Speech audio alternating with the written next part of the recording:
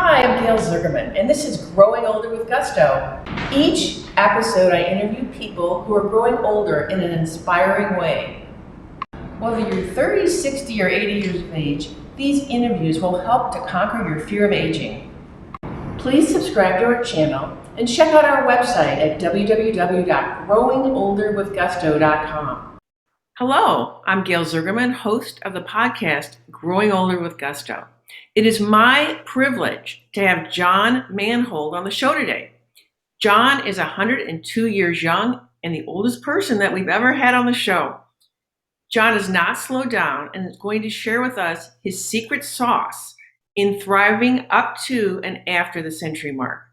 He recently wrote a book called The Eve of an Era, Diverse Thoughts for 100 plus years of living, which he will talk about later on in the podcast. His book compares how the customs and moral compass has transformed from the 1900s to today. And by the way, he's still reviewing books for Amazon and others. We have so much to talk to John about, so let's get started. Welcome to the show, John. Thank you very much. I appreciate it. Okay. And it's very nice to see you. Nice to see you too. John, if you had to pick three things that our listeners should know about you, what would they be? Probably that I'm 102 and people still pay me to do book reviews, Amazon for one of them. Mm-hmm. And that I actually probably that's the main thing, because that amazes people for some reason. But the point is, it is my 12th book and it is a memoir. Amazing. So John, what has given you the greatest pleasure as you've moved through your life? Probably traveling and living with, for periods of time, people of other cultures. I find this very, very fascinating, very, very mind stimulating, very fun thing. What has given you the greatest strength in your lifetime? Probably, and I don't want this to be misinterpreted by anyone, but a very firm and sincere belief in an all-powerful being. Now, you can call him God, Jehovah, whatever you wish. Okay, but a higher power of some sort. Yes, I firmly believe this. I've been through a couple of wars, and I've been in hurricanes. I've been in a lot of places, and there was a term coined by some GI in World War II about there are no atheists in potholes. I read that in your book. That was interesting. Very interesting. Yeah. So I think that is something that people should think about, because I've been in a lot of unusual positions, and I've never met anyone who didn't have a little prayer sent up, even a known admitted atheist who I happen to know well. Mm-hmm. So that's simple. I did read your book, and I thank you again for sending that to me. It was great, and you're just so amazing. You're like this Renaissance man. How can you explain living to 102? Can you tell our listeners who are probably listening and walking and going, oh my gosh, how did this happen? How did he do this? Well, actually, I don't know. I have some suggestions. Have a good genetic structure. Make sure you have a good diet, a sensible one, a healthy. What kind of diet did you follow? And was this for most of your life? Actually, yes. Actually, depending upon what you're doing. If you are heavily involved, as I was at one time, with weightlifting and playing football and actually boxing, actually professionally for a time, and these sort of things, you need a lot of protein, and but do not neglect the vegetables because they also have a goodly amount of the things you need. So all of these things, and you combine them, and you try to have an empathetic relationship with people, and try to develop a good work ethic, Mm-hmm. and put these together, and uh, also take time out to actually be, even go overboard, find love if possible. And this this is one of the things I've noticed with the younger generations, especially. They are not have no tendency towards love per se. They almost abhor the use of the word, and so with the thoughts of the word. So that is what happens most of the time, and I think you need that also to have an enjoyable life. Speaking of younger people, what do you wish that younger people knew about life? What kind of wisdom can you impart to younger people about life? History. Indulge in learning history and taking what you can from it. Mm-hmm. Now, for example, people in my generation, we were the ones in World War II. We were the greatest generation, all that sort of stuff. But we were empathetic. One of the most important things is that we had an excellent work ethic. That doesn't exist anymore today.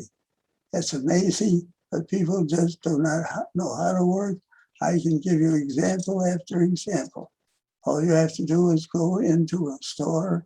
They're supposed to provide you one of these monstrous things where it's on aisle A, B, C, D, all the way through X, Y, and Z, and with subdivisions from that, and ask somebody who's supposed to be showing you where something is, and they will come up with an answer. Oh, it's down there next, and probably row X. And X often turns out to be Y, Z, or something else.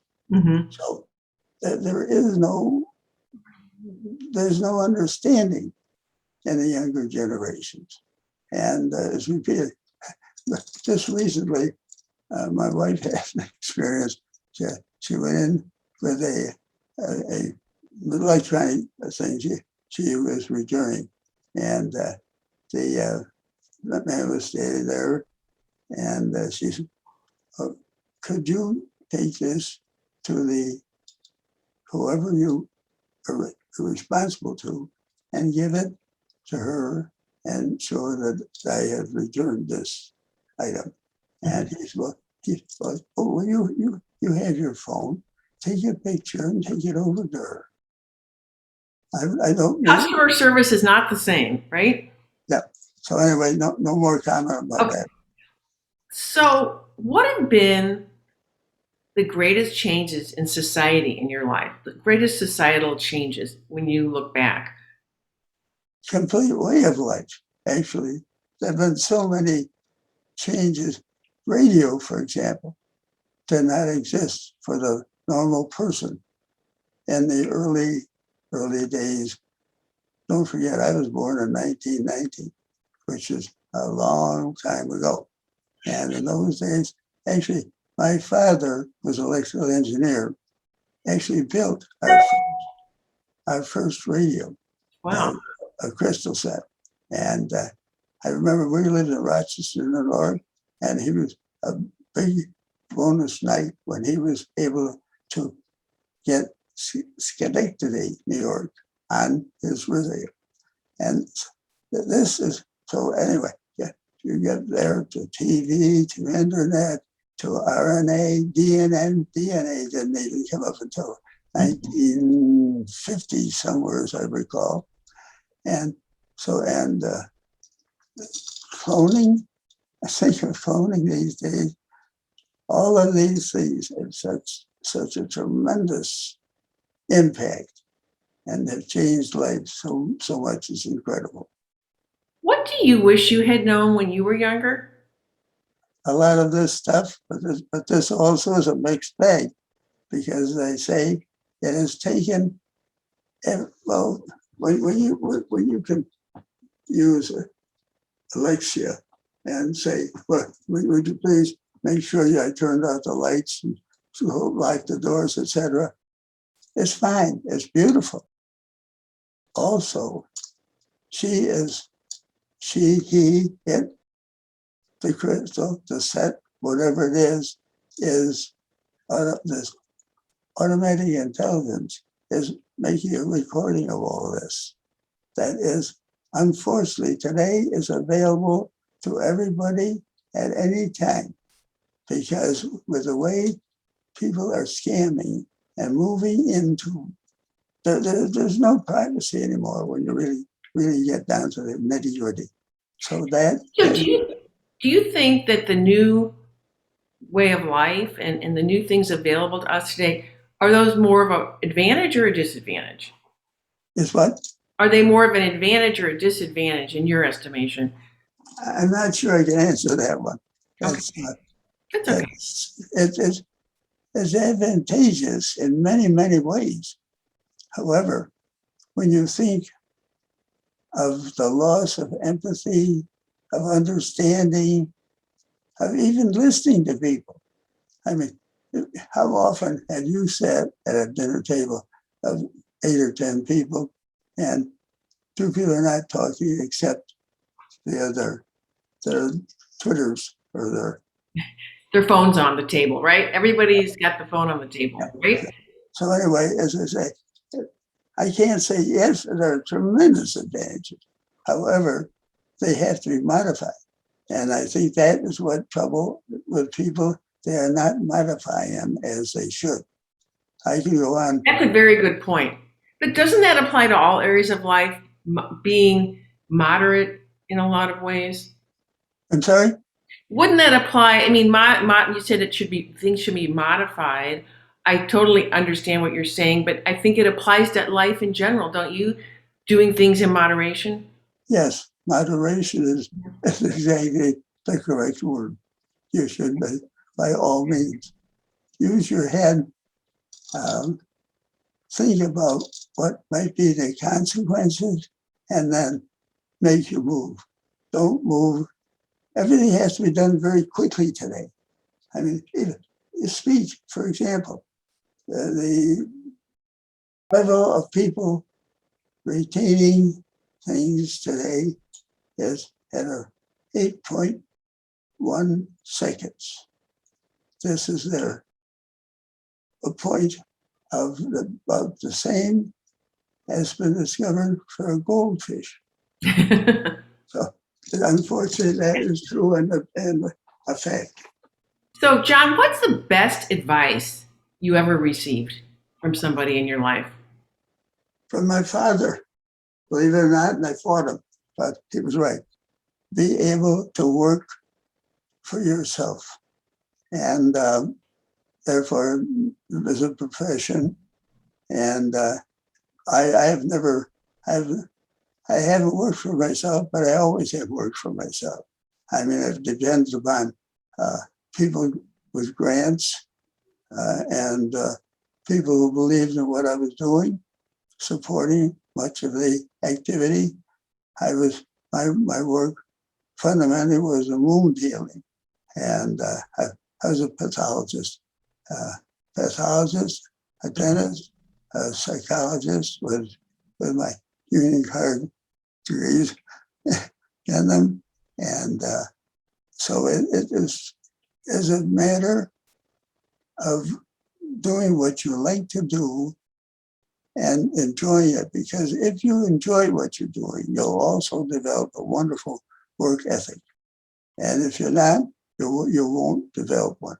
And that is why people today, the youngsters today, I believe, are not taking the time to learn that they have to conform to a certain length of time in order to develop into what they want, so they can pretty much move into what they want to do and how they want to do it.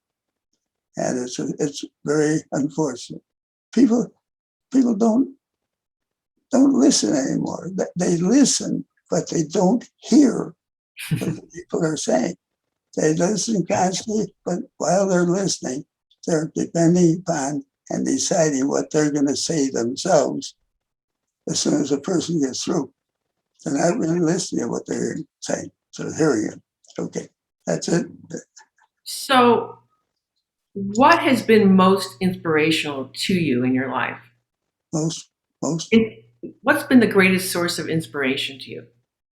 That's that's hard to say because actually I moved so much from so many areas to others. I think probably the moving itself, and probably that plus being able to equate with other people. Now, my father was an electrical engineer. However, he had a fascination with religion, and he was on the board of several Protestant churches, and but he was fascinated with all religions, and so once every couple of months or so, we would have the head of the Catholic faith and the whoever the Monsignor, bishop, whoever was available, come in, and the head of the Jewish community and the rabbi, and usually Bernstein was his name, and we would have. I was very fortunate because I was allowed to sit in, even quite young, through all these discussions that went on during dinner, after dinner, and sometimes in the wee hours of the morning. And it offered to me an understanding, or at least a vague understanding, plus the fact that I spent so much time in Muslim countries. So I learned quite a bit about the Quran.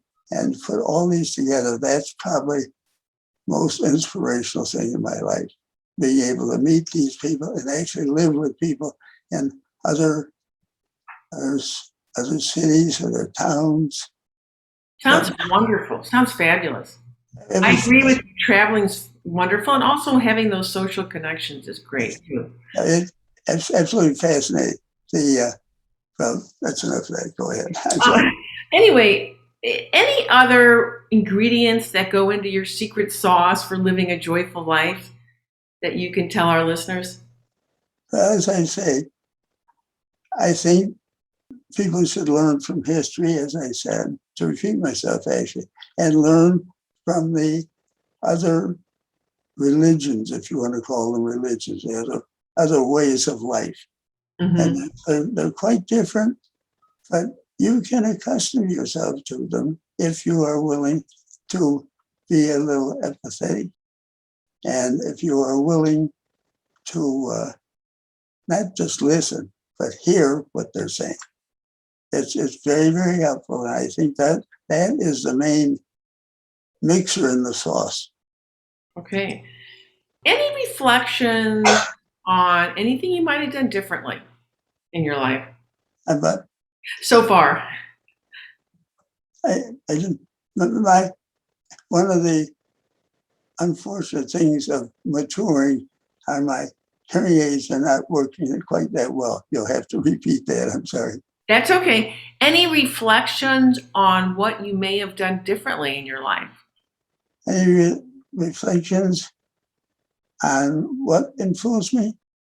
No, anything you might have changed in your life or done differently? Yes, yes, I can just very distinctly remember 3 or 4 times I have not been as understanding as I should have been. And for that, I still, after many years, am still very sorry about that because I've always maintained the most enjoyable way of life is to develop a good work ethic and enjoy what you are doing and advance as far, as fast as you can, just remembering never to hurt someone along the way. That's good. That's a wonderful reflection and thought. I want to switch gears a little bit and give you a little time to talk about your book, Okay? End of an Era, Diverse Thoughts from 100 Plus Years of Living. Yeah. What prompted you to write this book? Pressure. People have been, all old guys have stories. And so people believe a lot of them, but they don't always, because they don't see you aboard ship, or going into battle, things of this nature. And say, yeah, another one of the old guy's stories. And so people who didn't know me well enough have been after me to write the memoir. And so I always refused, because I said these things are written by people who want to build up their egos. Their egos aren't advanced enough, and mine is well advanced, so we don't have to do that. But I was talking to a young intern, and he said, he said, there was a lot more to accomplish in your day and a lot easier to meet important people in your day. And that's partially true, but only partially. I've only met, for example, I met Einstein and Steinmetz and a couple of other people. I saw one of the first non-public demonstrations of TV, and it was a very, very interesting. They beamed from Murray Hall, which is roughly about 80 to 100 feet away from Strong Memorial Hospital, or Strong Memorial Auditorium. You have your sculptures at Sloan Memorial, don't you? And pardon? You have your sculptures at Sloan Memorial, don't you? You have a sculpture? No, actually, I got sculptures in a lot of places. I've got them in several museums, and I've got the Picard, the Ocean Art. You've not wasted a minute in your life. I read the book, and I can tell you are like a hurricane yourself. I mean, you are a force to be reckoned with. Well, actually, I had so many opportunities, which were nice, and I think that's something people have to get accustomed to. If an opportunity offers, grab it. Don't guess about it. Grab it. That's it. Well, I recommend it. It's very inspiring. It's a fun read, and you'll read about a wonderfully engaging human being who's still working and still doing things. So I have one last question for you. What is your definition of a life well lived? I'd say an enjoyable life, one based upon the things I've already said, that you should have empathy. You should, for example, who do you really trust these days? You have to have some loyalty in there. And you want to people who not only listen, but hear what you say.